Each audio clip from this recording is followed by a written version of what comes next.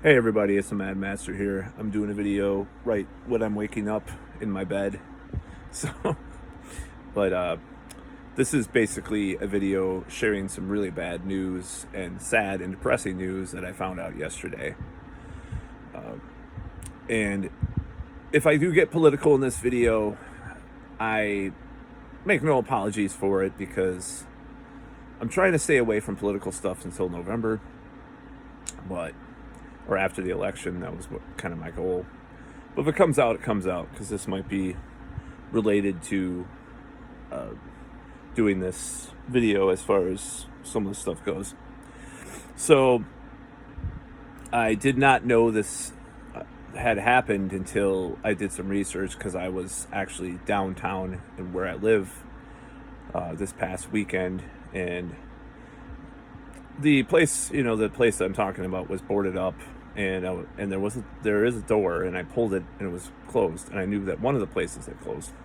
And I speak to you about the coffee shop, Espresso Royale, which was my favorite chain of coffee shops, other than this other place called Steep and Brew, which is also a place in my local area where they do have one location still open, thankfully, as far as I know. Maybe I'll go there today because I took the day off. So a lot has been said about lockdowns and their effect on the economy. And to be quite honest, um, I wasn't. I knew that it had an effect, but I just didn't realize. I guess I don't know if it was naivete or ignorance, but I don't think it was either one of those. I just didn't know. I just didn't know how much of an effect it would have on my life as far as what's going on, because this place honestly was like the place that many formative years that many formative memories happened at this coffee shop. And it's really depressing because I never thought it would go away because it had been there so long. And there were two places on State Street here in Madison, Wisconsin. There was one on the top of the State Street and one on the bottom of the State Street. It reminds me of this girl that was trying to pick me up once. She said, I don't know. Anyways, but the true story. It was at this bar. This girl worked on the end of State Street. I worked on the other end. She's like, whatever. I won't go into the line. That was a long time ago. So when I found this out, I was pretty devastated. I mean, I didn't get a lot of sleep the other night, so when I started work last night or yesterday, I was kind of in a vulnerable mood anyways, but when I found this out, I was pretty devastated. Um, I had been going to this coffee shop probably since I was about, maybe early teens. Um, it had been and probably been there before, so I'd probably been there before with some family or whoever. But, by the time I was about 15, 16, you know, mid, I was in mid 90s. Um, I had been going to, I had started going to this coffee shop. I used to have this thing where I went to this alternative school here, and I used to take the bus, but I would used to go downtown because I've been going downtown for many years too, since I was a kid. And I would go downtown, I would take the bus, and I would go to the comic book shop on State Street, which was the basement of this bookstore called Pick a Book. And sometimes I'd buy a comic, or sometimes I'd buy an album, or a tape or whatever. And I'd go to the arcade and play a video game. There used to be this arcade, and I'd go to this other bookstore, and then I'd go to Espresso Royale and get a mint mocha, and then go home. And this would be after school some days when I had an allowance and stuff. So it was kind of a memory of mine. And then I started drinking these mint mochas, and then when I worked on State Street at Walgreens, I used to go there a lot too, and I get a mint mocha and get all revved up and make jokes to customers, all the time, and entertain customers and get all hopped up on caffeine because Espresso Royale was pretty much next door, so I used to go there a lot. Then I had all these I had a lot of first dates at Espresso Royale. I had more on, I mean, it sounds weird, but I used to meet a lot of girls at Steep and Brew more, but Espresso Royale had a great number of dates too, and I used to take girlfriends there, and me and friends would hang out there, do videos even we've done, back in the day. So when I found out this, it was pretty devastating because it was such a part of my life for so long, and the taste of their coffee and everything was so good. And they had these black and white cookies, like half vanilla and half chocolate. They would sell these huge cookies; they're so good. And I know that Trader Joe's actually sells black and white cookies too. It's like, but it's not the same. I might actually go there just to get some of those black and white cookies because I love those cookies, and it'll remind me of Espresso Royale. Rest in peace. Because that was such a staple. It's a Michigan based chain, small local, small Midwest chain. There was a couple in I think there was one in St. Paul, Minnesota, which I actually went to a few years ago. It was pretty awesome because I was like, I didn't know that it was so like such a Midwest chain. Like I guess there was two in Michigan, and they said it was because of the lockdown and the virus and stuff that they closed down. And when I read that, I was just devastated. It hit home, that this whole thing, there's no one,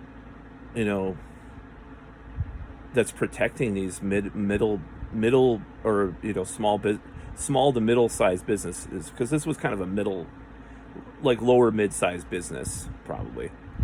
They had some Michigan ones, and they had Wisconsin and Minnesota ones. I don't know if there were any Illinois ones. I don't think so. So there's no one really protecting these businesses. I mean, these bailouts are obviously not helping enough in a way, because it continues to happen in here in Madison and elsewhere, that these businesses are closing down. And people could say all this excuses and all this stuff, but the fact of the matter is that this whole thing's been a fucking clusterfuck from the beginning with regards to how we're handling this. Regardless of your politics, regardless if you think the virus is this deadly scourge threat to everybody, and we have to lock down and hunker down for the next 3 years. Hunker down, that's a certain authoritative person's term about it, which I am not going to do, by the way. Say what you will. So this is really emotionally actually affected me quite a bit, this whole closing of Espresso Royale. And it coincided with another thing that happened this past week, is this infamous / famous State Street character, Scanner Dan, who is this guy who's, he obviously had mental illness. He was a staple of State Street as well. He's this little short, stubby dude, fat dude with glasses and like curly sort of hair, balding hair, and he was like kind of one of those, you have these street characters, right? And actually, I started writing a comic book that had a guy based on him, by the way. Pretty crazy. Which I don't know if his relatives would like that, but maybe I'll try to still write him in this comic book, because he was such a staple at State Street. He used to wear like this wife beater shirt. Was it a wife beater shirt? I think it was a wife beater shirt, or just like this white t-shirt that would get it was basically brown because it got so dirty. He was homeless. I don't think he was homeless, but he would just hang out in State Street all day, and he had a scanner that he would listen to, this police scanner, and that's why they called him Scanner Dan. But he said all this weird, crazy shit to everybody, and he used to talk to me. And I guess purportedly there were sororities in Madison that used to have this challenge with their hazing, where you would have to sleep in the same bed as Scanner Dan back in the 80s or 90s or something. And I guess he used to work for the UW system somehow, like as a janitor or some shit, and this was some huge thing back in the day. But he used to talk to all the sorority girls, and he claimed to be married to them all the time. He's like, "Oh, my wife, Amy and Jamie." I used to hear him say this. I used to talk to him all the time. He just said all this crazy shit.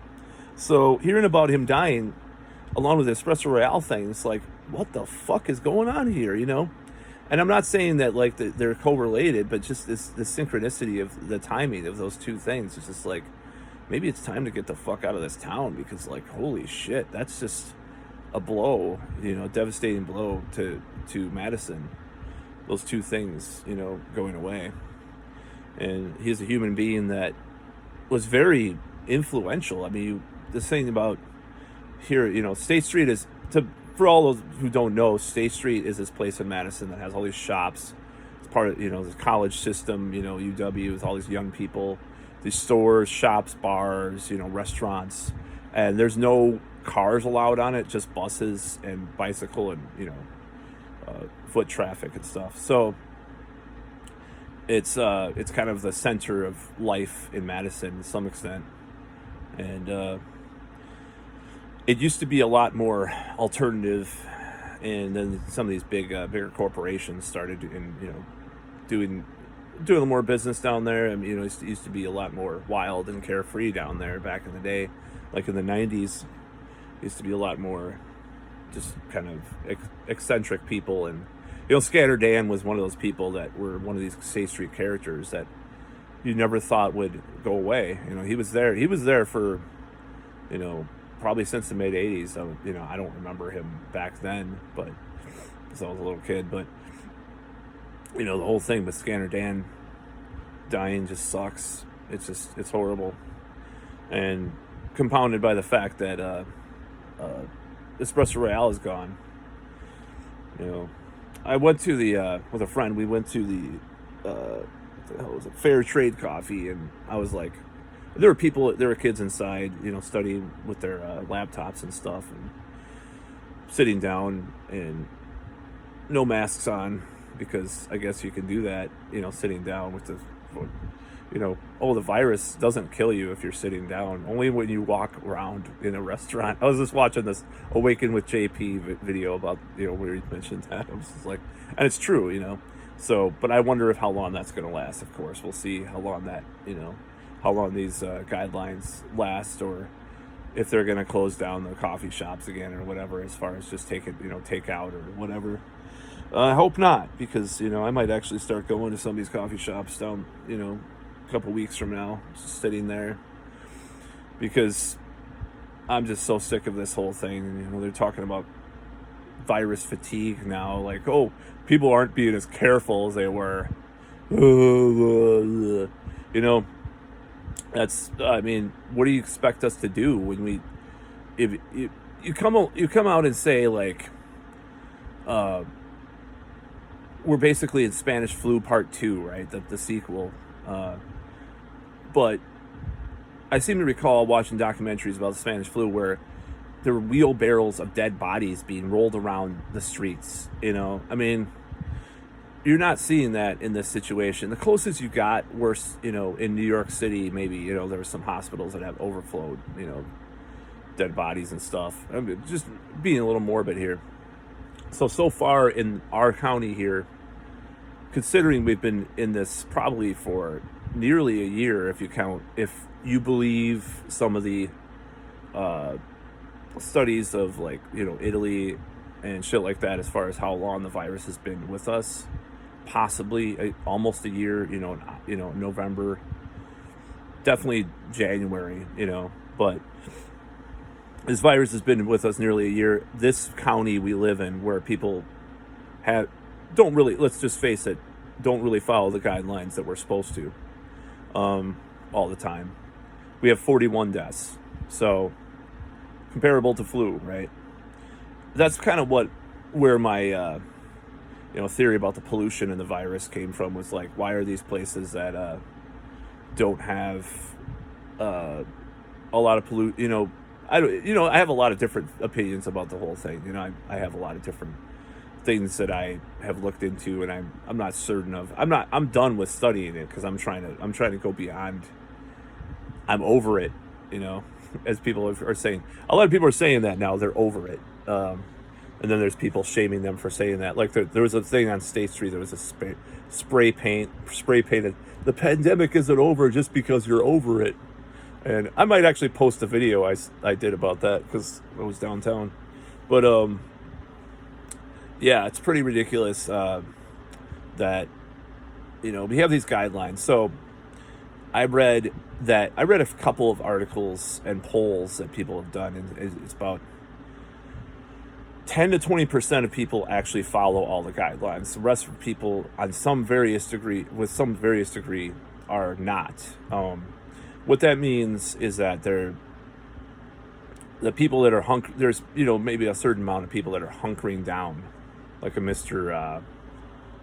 Douchebag said we have to do. I'm done with the guy. Okay, I'm done with the motherfucker. I'm sorry. I mean, I trusted some of what he said, but now I realize the guy's a fucking lying sack of shit. For what reason, I don't know. And of course, I'm referring to a certain Italian guy with an Italian surname who is in charge of the virus response. And I did a video about it earlier about him not wearing a mask at a baseball game. That's all I'm going to say. But I'm done with the guy. So I think a certain amount of people are hunkering down for the winter or for the fall. I would say about 5 to 10% of people are doing that, and about maybe another 15%. This is according to polls and just stuff I've read and talking to various people. Probably about another 10 or 15% are actually, maybe a little bit, 10 to 15% are doing like the guidelines, like you're supposed to be outside 6 feet apart on Zoom if you're with friends or whatever. And there's these billboards that are fucking awful that I want to take a carton of eggs and just throw at them. There's a certain amount of people doing that, and then there's probably about more 50+%. I think people are living their lives normally, other than going to the store. They'll throw on a mask or something like that, somewhat normally. Most people I know, including people that were, months back, pretty hardcore about it, are living somewhat normal lives. Like, case in point, I've had a lot of contention with one of my friends about this stuff, and I told him, he's not actually following a lot of the guidelines anymore. I noticed, which I was kind of proud of him in a way, but the fact that he's been more hardcore about it in the past kind of disappoints me. But we had a conversation, and I think I misjudged him about some of the things that he did, because I think one thing was a misunderstanding about this person he was hanging out with that is more paranoid, and I thought it was him being more paranoid, but it turned out it was her.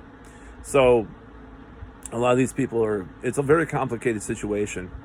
So most people are not following the guidelines with their friends and family anymore. I don't think most people, but I also don't think I wouldn't say most people, but a good slight majority of people are probably not, following all the guidelines, like hanging out with people, only wearing masks. I don't think most people are going inside wearing a mask with their friends, standing 6 feet apart or something, and washing their hands every 5 seconds or something like that. I think most people are somewhat normal with this shit. And I go downtown, I see the college kids, they're all over the place about it. There's 5 people wearing a mask and there's one person not, or, it's so uneven and patchwork and just contradictory and all this shit. So in my life, I've decided not to follow any of those guidelines, as far as like, I'm still hanging out with people once or twice a week, dating, all that stuff. Now, I do wear a mask in the store, like I said in previous videos, and I do, follow some of the guidelines and stuff. But until we as a society stop doing a lot of, as a country, stop doing a lot of stuff we do, which both candidates are part of, by the way, I don't think the expectation on me is to be doing all these things that they're expecting me to do. I just don't believe that, I'm doing anything better by not hanging out with friends for 3 years until there's a vaccine. There are people that are like that. There are people that are not doing anything social at all, or, they're not dating. I was seeing some people on Twitter that were saying they're not dating, but they're really. And then there was like a question. I forgot who this was. This guy is like, well, I want to get married and have kids, but I don't know how much more longer. I don't think I could survive a year and a half of more of this, or whatever they're saying now. I don't even know what they're saying now as far as this stuff goes, because I'm trying not to pay attention as much, and I'm going to be decreasing my attention and awareness of this stuff, honestly. Other than watching JP Awaken with JP videos about it, because I think it's hilarious. So yeah, that's my life. I'm going to try to live my life as normal as possible. If people want me to wear a mask, if a friend does or something like that, I'll probably honor that. But most people don't. In fact, even people that are so hardcore about this stuff, like I said, like about other people, like they'll mention a news article. Oh my God, they were at a gathering of 30 people. It was so terrible. I've actually been in the same room as people that don't want me to wear a mask or socially distance from them, shaming other people for doing the same thing. I'm not going to mention who that is. That's not someone I live with, by the way, or anything. That's just some certain people I've been with. And like, that's just like the total hypocrisy. So I try not to be a hypocrite in life. That's one of my major values. That's why when I look at hypocrisy and contradictions, I always question it. That's just one of my core values, as far as everything goes. So with regards to this pillow's kind of gross. I don't want to see. It's kind of an old pillow. Anyways, so when people are not following the guidelines, but also like attacking other people to follow the guidelines, they're kind of projecting their own insecurity, whatever you want to call it, at other people. But I think my estimate is that 20% of people are actually following all the strict guidelines. Everybody else is violating one way or the other. So the people that are shaming people for not following the guidelines really don't really have anything to say. I mean, are we all grandma killers now for not following the guidelines? Do we have virus fatigue, caution fatigue? So I've become more and more questioning of this whole narrative over the past 24 hours, just because it hit me hard that Espresso Royale got closed down because of this. It was like, expect more to be closed down, of course, and that's a sad statement. But yeah, I was under the impression that maybe some of these businesses that I like would survive. Maybe it's just temporary, blah, blah, blah. Nope, it's pretty bad. But that makes you think about the callousness of some of these people that are in charge, and the fact that they are so unevenly focused on the virus and not the effects of the economic stuff, where, if they really cared about people, wouldn't they care about both? Even if you follow the narrative that the virus is as bad as purported. Of course, we know that it's not as bad as initially said. Nobody can deny that. Not even the most paranoid, germaphobe person can say that. Even those people, it's like, why are people ignoring the fallout from this economically? I mean, and then people are calling that other side terrible people because they're only following the economic thing. There's only a few people that I've seen out there that actually talk about both, and they might be more establishment like Z-Dog, but I mean, still, they at least acknowledge both and think that the fallout is going to be pretty bad. And certain Italian epidemiologists that are in the White House, I haven't really heard a lot of statements about them talking about the economic fallout of this, which makes me suspicious. So Espresso Royale closing really hit home for me, because I grew up with that coffee shop, and I want to, you know, I've had a lot of memories there. A lot of, I used to go there and write stuff, like write journals or write lyrics, or sometimes I just go there, sit there, or just all my life. It's like practically all my life that place has been around. It used to be the one that was on the end of State Street, not by the Capitol. That was the one I used to go to the most, and then the other one, just so many memories there. It's so sad, and it's gonna be bad, in the future, because there's gonna be more places closing down. More of my favorite places in Madison. I'm gonna try to support local businesses, which everybody should do at this point. In fact, I'm gonna make it even these middle-sized businesses, like small middle-sized businesses, lower middle. I guess you'd call them lower middle-sized businesses, like Espresso Royale, or this comic book shop that's down the street from my house. Instead of going on Amazon, I will just order stuff from there. Go to your local, mom and pop stores. For record store, record stores are kind of a pain in the ass, because a lot of the record stores here are requiring gloves, but there is one downtown that requires only a mask, and I'm going to go to that place and buy more stuff too, because I'm not gonna fucking let these big corporations that have taken advantage of this situation, or possibly whatever more than that, gain more power and money.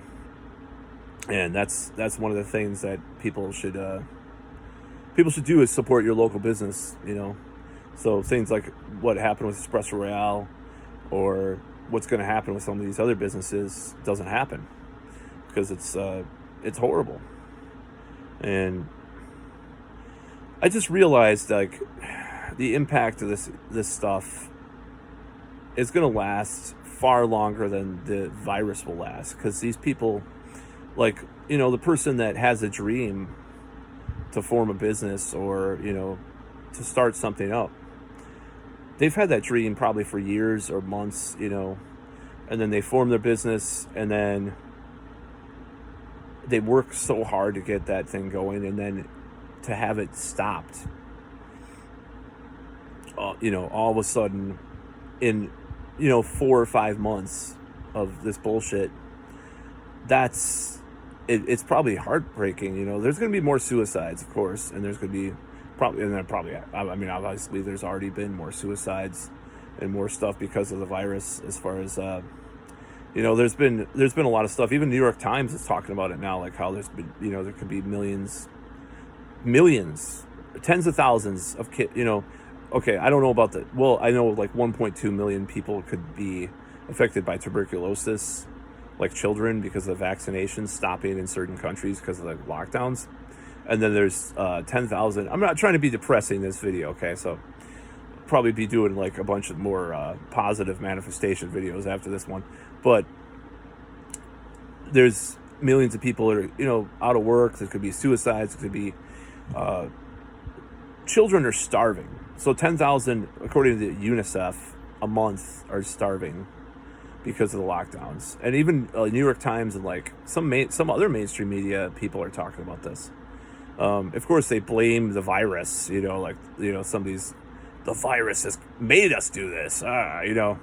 It's okay, well, that's a political statement. You don't have to do a full lockdown because of a virus.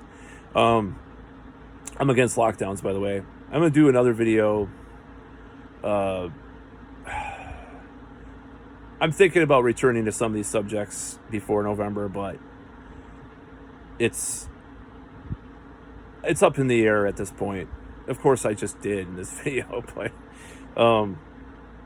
there's a growing number of people on the left that are questioning the lockdowns and some of these mandates. And it's taken long enough,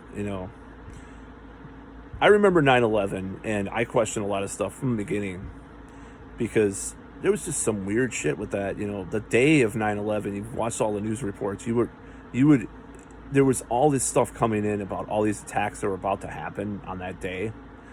you know. And it wasn't that they were mysteriously stopped or, whatever, but there was actually like a lot of panic. All these things were reported, all these weird anomalies that happened. That's where like a lot of the stuff about the night that the 9/11 truthers talk about came from, was that first day's reporting. Like the Israeli art students or whatever the hell, I don't remember. All this weird stuff got reported that was, and that's probably because the media is so fucking ridiculous. They'll report on anything that brings them, money and hysteria. So, where was I going with that? So I had questions from the beginning, but I'm on the left, considerably, quote unquote, left. And it took a long time for people to wake up on the left, but it was never, it was a lot faster than people on the right waking up to what happened with I would just consider it the Iraq War thing, because 9/11 was used to justify that. Regardless if you believe if 9/11 was an inside job, you cannot doubt the fact that 9/11 was used to push a war that was unjustified, So the whole thing with WMDs, that's it's not a conspiracy theory, it's real. The whole fake WMD stuff was confirmed. So the left got on board with a lot of this stuff. It took a while, but they did get on board eventually. Now, from the beginning, the right wing has been on board with questioning the narratives we're being told about the virus. And whether it's not symbolic or fake, that does happen a lot of the time. I don't know what it's going to take for the left to come on board with this stuff, but there's a piece in Jacobin about some of this. I don't mean the truth. So when I say that the truth, it's not the truth about or questioning the narrative. There's two different ways to do that. So one way to do that is to question the actual narrative and go into conspiracy territory. And the people that are questioning this on the left aren't really doing that per se, but they're doing, in a way, it's better what the people on the left are doing about this, because they're actually saying, there's actually standing, it's more proactive, I should say. It's like, we're standing against this, blah, blah, blah. We think this is wrong, the wrong way to go about this. And that is more influential in public policy than talking about conspiracy stuff. Unfortunately, that's the truth. If you're just going to talk about, Gil Yates all day, and nanobots and vaccines and certain Italian epidemiologist or whatever, or Wuhan or whatever the hell all day, you're not going to really get people on board. But when you talk about the impact that this stuff is having with regards to lockdowns and some of these mandates and stuff, and you come at it from a anti-authoritarian, left-wing, science-based perspective, like this Jacobin piece, which is fucking fantastic, then that's a lot more effective, in my opinion. And another thing that happened this past few weeks is that Nate Silver actually came out and shared this Jacobin article and has been really asking some really interesting questions on his Twitter. And if you don't know who Nate Silver is, he's someone that's been attacked by both the right and the left, but he's very much in the establishment left. And like, people always, Nate Silver is like this prophet, blah, blah, blah, because he's a statistician. He predicted, he used to be a sports guy that would like get everything like 98%, 99% like on, as far as like his predictions and stuff, and all these things. As far as I recall, that was his thing. Then he jumped into politics, and he was pretty spot on about his predictions with that, except for in 2016 when he was basically endorsing Hillary, and then he said she would not, or she said she would win and all this stuff, and then he kind of got embarrassed by that, and he was kind of against Bernie Sanders. He's kind of a more centrist, quote unquote, center right, establishment Democrat type, nevertheless considered on the left and considered a Democrat. So he kind of surprised me because, like, with this current thing, he started to really ask a lot of questions on his Twitter, and he gets attacked by both sides about this. Like, he's just a useful idiot, blah blah blah, or if he's just like a denier, doubter, and shit like that. Just had to drink some coffee. So he shared the Jacobin article, and he also, like, earlier in the month, or last month, or maybe this past month, I believe, he was questioning some of the news stories that were coming out about how there was a second wave. I think it was in Italy. They were saying it was a second wave. He pointed out that he was like, no, this has been misreported because this is not in the same region as where the huge first wave, quote unquote, hit. And he was pointing out all these inaccuracies in the article and all this stuff. And I think they actually retracted some. I don't remember if they retracted something or if just, like, he got a lot of response from this. And that was the first signs of a crack in the egg or narrative with him as far as what's going on with this. And I was surprised by that. And then he shares this Jacobin article. He's questioning, he thinks, I don't know if he said kids should go back to school, all this stuff. So when people like Nate Silver are questioning this whole thing, what's going on, or not on a conspiracy theory narrative, by the way, I just want to make that clear, but just on a practical, like, rational human fucking level, scientific level.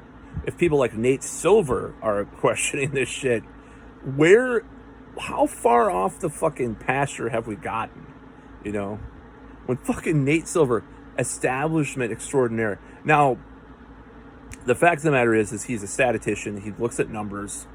So, in a way, that if he's applying that actual science to the pandemic and stuff, then to me, he's doing us a great service by coming out, questioning the lockdowns and mandates and all this stuff. When if someone like, and he's high up, he's like a MSNBC fucking, Nate Silver, the expert statistician, is on MSNBC. Who's going to win the new election? This guy is questioning this shit, which he has sustained questioning for the last month and a half, as far as I know, on Twitter. And I think he's written some articles even now about it. We should pay attention to that, and that's a win. That's a victory.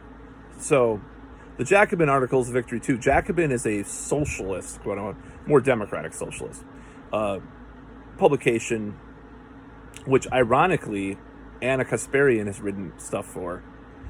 And we all know, if you watch Young Turks, it's like virus panic all day, all long, shaming Trump supporters and saying, divisive bullshit, basically. It's air, it's in the air. It's an infamous Cenk Uygur segment that he did. It's in the air. So she is written for that publication, and the fact that they had this article where it was two Harvard scientists, epidemiologists, that were talking about the lockdowns and shaming and all this stuff, and I mean, and they were throwing out the numbers, about the rates and stuff, and they, a person might call them doubters and deniers, of course, because, and anybody that's like on that side. And they were sort of half praising Sweden and all this stuff too in the article, and because I think one of the guys is he's from Sweden but he works at Harvard, so it's like that's a big victory as well, because to me, this Jacobin is I think it's been around for many number of years, this publication, and they have some cred, some sway in left-wing circles.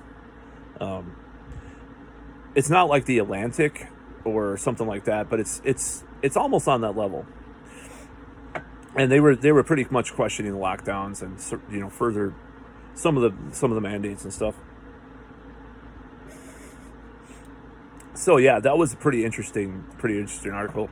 it was very well written, not well read, very well written, very just concrete as far as saying what I've been saying all this time, about all this stuff, pretty much.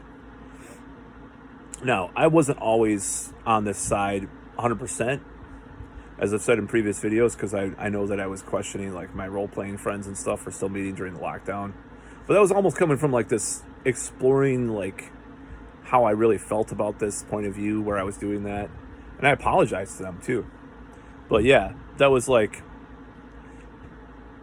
one of the things that really made me more optimistic about what was going on, is that Nate Silver and Jacobin are questioning. Matt Taibbi has done some articles, too. And, some of these people, they've never, this is what you can expect from these people, because someone like Matt Taibbi is he questions all authority, even though he's from the left.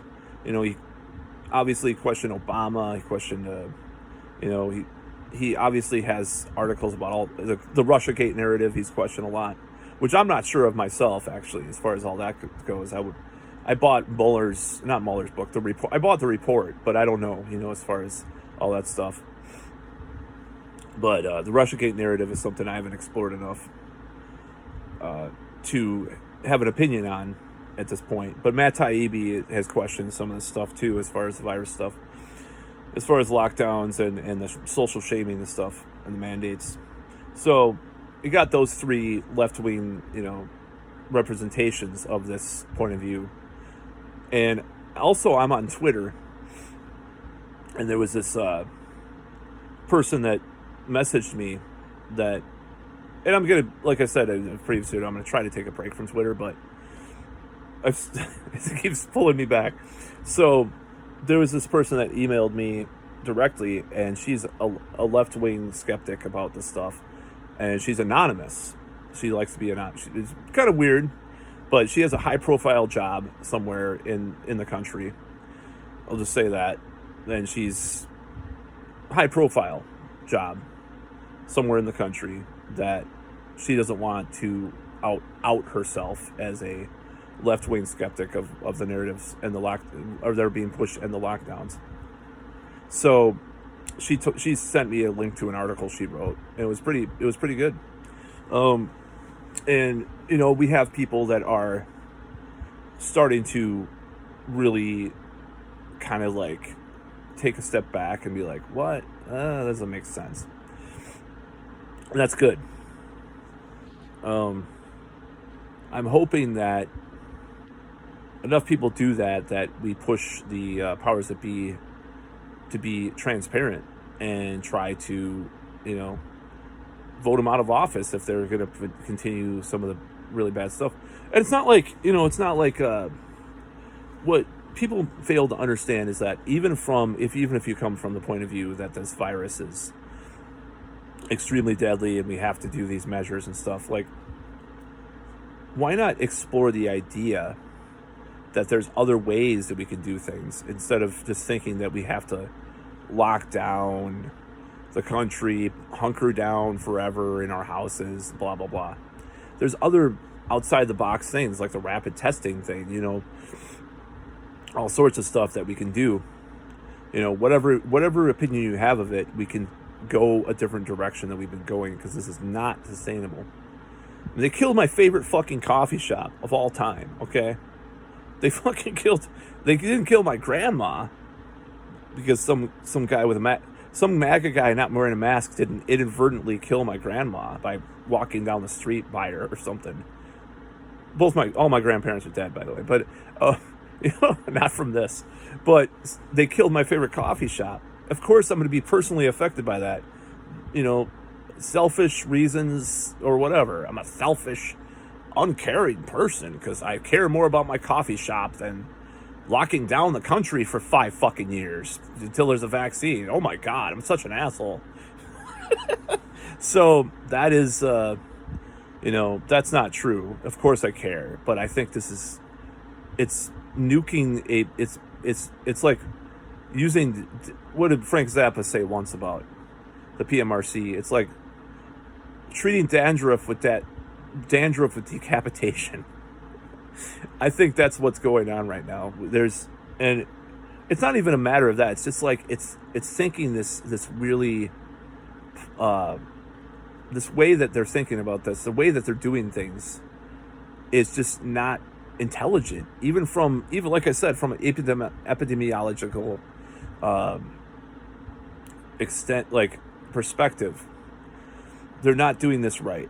Either way, even if you have an opinion of that is doomster, as one person likes to call it, even if you're a doomster, you've got to say that the way we're doing this is so uneven and contradictory that you have to think about some stuff outside the box that we should do.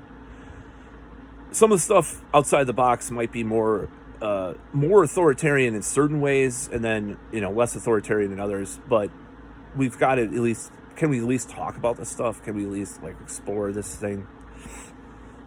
So, being a selfish person that is not going to follow the guidelines in his personal life with friends and family, I think I could speak to the idea that I'm just like going to be an evil, inadvertent murderer for the next number of years because I want to live my life and I'm not going to let this hold me back. I'm not going to hunker down for the winter or, whatever. So I'm just being facetious there and sarcastic. I don't think people that still want to see their friends and families are murderers. And I don't think that people go to restaurants are murderers. I mean, I've said in previous videos, if you drive a car, you're contributing to 4 million deaths a year from air pollution. If you pay taxes, you're contributing to drone wars that kill, hundreds of thousands of people. If you pay taxes, you contribute to regular wars that kill hundreds of thousands of people. If you could pay taxes, you contribute to dictators that let their people starve in these countries and stuff because the U.S. supports them, or various things that you've contributed to indirectly with your taxes. So indirectly spreading a virus that they can't even decide the communicability of because it seems to change. I think there was a Swiss study that came out that said most people aren't asymptomatic the other day. It's like, see, unless they get their fucking story straight and what they're trying to, have more transparency, I'm not going to follow things that contradict themselves every fucking other day. That's a pretty reasonable perspective to have. It almost seems like they're gaslighting people because they're like the vitamin D thing. Carl Vernon did a video about the vitamin D thing the other day because the vitamin D thing was pretty funny because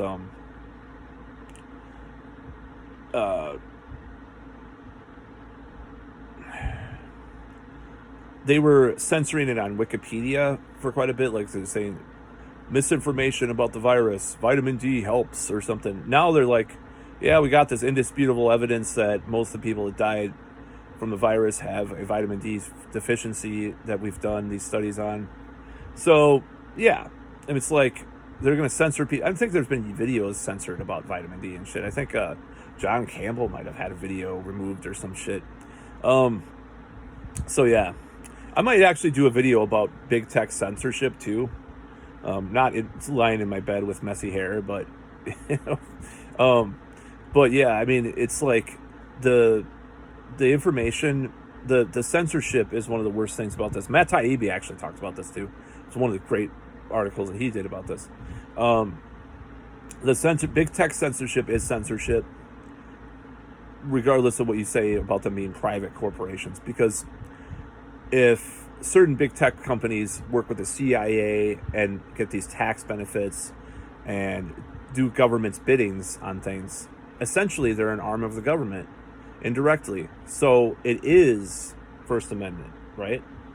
If it's some small website that has a forum and the guy censors the forum, that's not necessarily censorship. But big tech censorship is fucking censorship. It is against the First Amendment, sorry to say. I'm sorry that I don't support big tech censorship. I'm sorry. So that's pretty much what I gotta say. They closed my favorite coffee shop. They're not gonna fucking, I'm not gonna follow the guidelines. If I get sick, that's That sucks. If I get people sick, that sucks. I wasn't expected to hunker down during flu seasons. I wasn't expected to hunker down even during swine flu. Nobody told me to hunker down. Hunker down. We've got to all hunker down. Yeah, I'm not going to hunker down. I'm not going to follow that bullshit. I'm not going to hunker down. I went downtown the other day with my friend. I'm going to continue to go outside, walk around. If I'm, inadvertently spreading diseases, and so be it. That's what I'm going to do.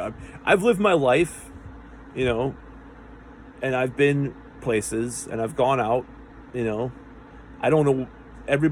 Maybe I was carrying something before. What is this? What makes this different than all the previous years before?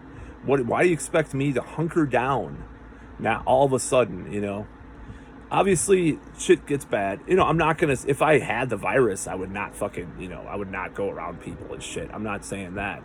I'm just saying I'm not going to follow these fucking guidelines anymore.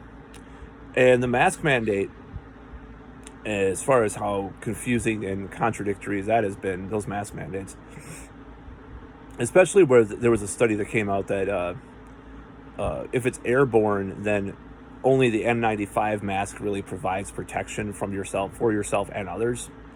The mask mandates, I've always been mixed. I guess I'm mixed. I don't really care about the mask things because to me, the mask thing's kind of a distraction. So that's why I haven't really talked about that as much. And I don't give a shit if a place wants me to wear a mask. The only thing that I don't like really is wearing a mask at the gym. It is a crucial pain in the ass in my life right now that I'm having to go to a gym and wear a mask. But especially with the strength exercises, maybe the cardio is a little bit better. But yeah, so a little note about that. So if there is a mask mandate, which is going to be until the end of November, according to our governor, I think after that, I'm going to try to maybe push the boundaries with that a little bit more. If things are ridiculously implemented again and again, and especially if things go better than they said, I'm just contemplating this. And if you watch my videos and see me saying that I'm gonna be an anti-masker in 2 months, then if you don't like that, then I'm sorry. You can unsubscribe but I'm just saying, if things continue, if things got better and they're still pushing that shit, I'm probably going to not follow it, as much, because I think it's making a statement against the narratives that they're pushing. I don't know. I'm not sure about that yet, the mask thing. I don't know what I'm talking about. Never mind. Just forget I said that. I don't know what about the mask thing. The mask thing's not a big deal to me, but hell no am I going to wear it at my friend's house or with my family if they don't require it. I'm not going to do that. I'm not going to do my duty. There's these billboards about how you're supposed, I do my duty by talking on Zoom now or something, or talking out. This fucking ridiculous billboards around my house about social distancing and wearing a mask and stuff. And I'm just like, what are they trying to do? What are they just trying to put the knife in further, put the stake in harder? I mean, it's already gotten ridiculous. But mask mandates are up in the air with me as far as whether or not by a certain point I don't follow them, because I'm not an anti-masker, but at the same time, I'll just put it this way. So if I continue to read studies that masks don't do shit, if there's more legit, the more the time goes on, if I read anti-mask mandates, or not anti-mask mandates, or articles that contradict the narrative about masks with this virus. So I just wanted to make a little disclaimer about that. It is true that masks are effective against respiratory droplets and viruses. It is not concluded whether or not with this virus the masks do much. Now you can say correlation causation with lower cases in certain areas, all this stuff. But how is it that California all of a sudden had a peak again? It's just there's contradictory stuff from both sides about the mask thing. I don't care if I have to wear it in a movie theater or the store. I hate wearing it at a gym. I wish they would stop that shit. But after a certain point, if things do get more authoritarian, more totalitarian, and are coming from bullshit and coming from some other narrative that I have not figured out yet in the future, I will rebel and I will revolt and I will not wear a mask. That's all I'm saying. I'll cut to the chase. If things if things go a certain direction, which I'm hoping they don't, I'm hoping common sense prevails. Like, I did read something from a city health person, where they said we're going to look at hospitalizations more. And that's like, to me, it's not about the lawn hauler. It's like Alyssa Milano pulling out her hair. Pulling out my hair. See, I have clumps of hair calling out, even though I just brushed it. All that shit. Fucking whatever. I don't even think that's a fucking lawn hauler thing that she was claiming that. These hysterical fucking Hollywood loons that are coming out of saying they're lawn haulers when they don't even know that is, probably. I mean, there might be some hard stuff with it or whatever, supposedly, or whatever. I don't know. But I've never heard of hair falling out. This is infamous Melissa Milano video. Some of those Hollywood celebs are just fucking dweebs anyway. So, and she tested negative for the virus, I should add, too. I tested negative several times, but I believe I had it. It's like, what are you trying to say? So, I just went on a rant about, I don't know about the lawn haulers thing. That's another question of mine. I'm not sure about that. That's one part of the narrative that I'm questioning, but I don't know where I stand on. But the whole thing with, what was I trying to say? The mask thing. Yeah, if they continue, if it's ridiculous, and some people disagree with me. They say it's already ridiculous, and I agree with them on a certain level. But if it gets ridiculous after a certain point, I'm gonna throw the mask off. The mask's coming off, because if we're talking, especially if the deaths and cases and stuff, and they're still pushing the masks, like, well, we gotta better be safe than sorry. I'll know that this is bullshit completely. There's still about 25% of me that believes that I'll just say 25% of me that believes in some of the narrative to some extent, 25-30%. So I still want to be careful and stuff, but if the mask thing, if they're just pushing these things for months on end, and it's gotten ridiculous, and the numbers, the stats themselves do not reflect the response, which I don't think they are, but I rule out the mask thing because I don't know enough about it yet to have a position that would be contrary to it yet. So I've read good arguments from both sides on it in a certain way. That said, like I said, I will be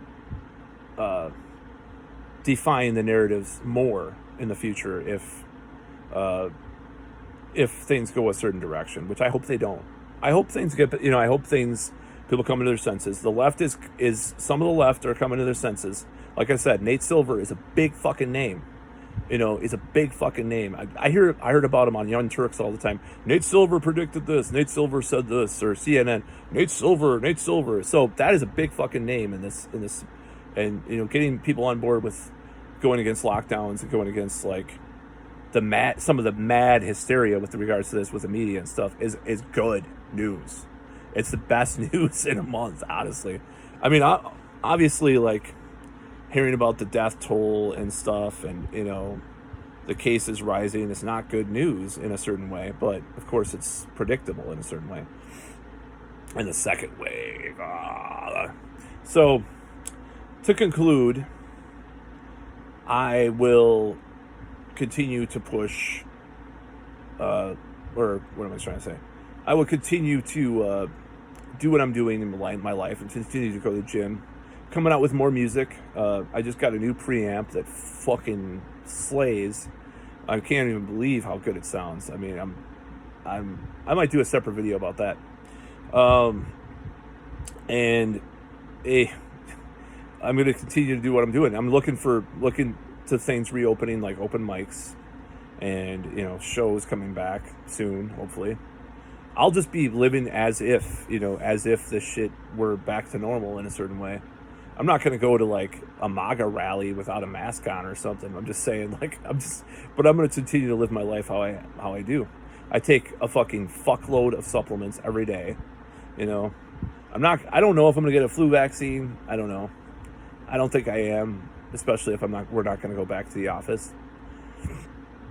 I have a little story about that. So I really believe that there was this open office shit that was pushed by corporations for the last couple of years that the company I work for actually implemented.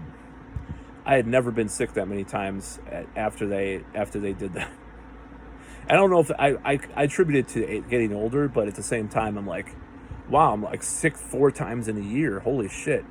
And just little flu, cold things that I get, and they usually last a day or two.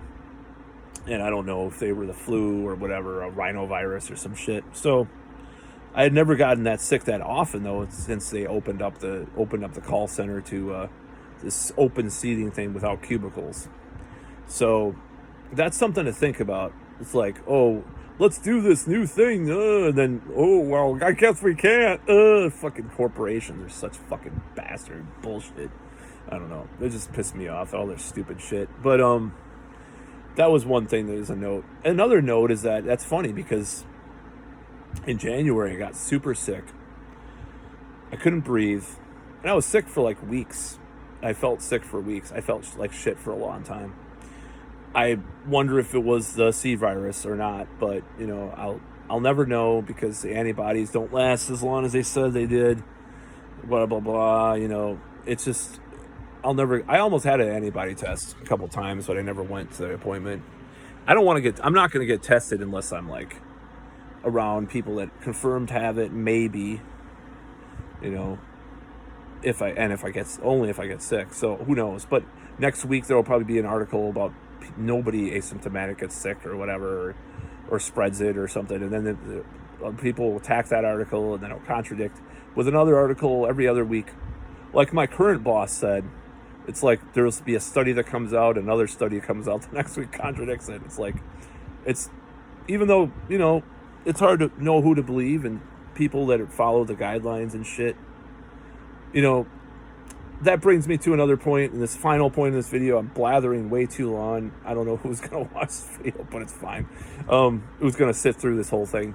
The last thing I got to say about the people that are following the mandates or not, I think most people that don't follow the mandates, or no, a great number of people that don't follow the mandates will say outright that, oh yeah, like there's a certain person that said, oh yeah, well, we were socially distancing though when I was visiting my nephews. Oh yeah, I'm like, well, you don't have to like put that disclaimer in there, dude. I'm not going to judge you for that. Oh, we were also. I'm not going to say who that was. It was pretty funny. I respect the guy that said that. It's not my roommate, by the way, or any of my friends my friends know. But this guy said this, and I'm just like, okay, so you're trying to like say, like, why are you trying to say this? Like, you felt like I would judge you if you weren't socially distancing or not, or what? He didn't say you wear a mask, but like, I was like, oh, we were doing all the proper stuff, blah blah blah. I'm like, he's like, oh, it was okay. So the story goes like this. So the guy told me, oh, I went skateboarding the other day with my nephews.